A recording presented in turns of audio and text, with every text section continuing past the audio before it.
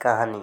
एक राजा भगवान महावीर स्वामी से मिलने जाया करते थे। वे महावीर की कीमती आभूषण और अन्य उपहार देने की कोशिश करते थे, लेकिन स्वामी जी हर बार राजा से कहते थे, इन्हें गिरा दो। राजा उनकी आज्ञा मानकर वे चीज़ें वहीं गिरा कर लौट जाते थे।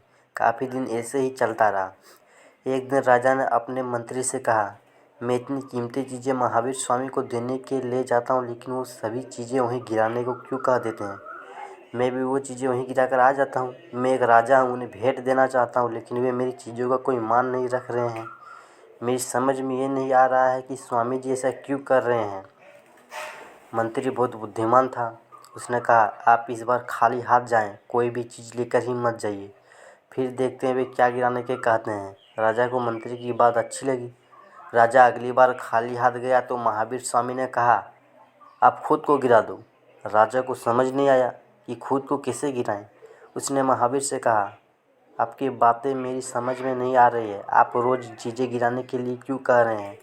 महावीर स्वामी ने कहा, आप राजा हैं, आपको लगता है कि आप चीज़ें देखकर किसी को भी जीत सकते हैं। मैंने आपको खुद को गिराने के लिए कहा तो इसका मतलब ये है कि हमारे अंदर जो मैं होता है वो अहंकार के रूप में होता है। मैं ये कहना चाहता हूँ कि अपना अहंकार गिरा दो और फिर यहाँ खड़े रहो।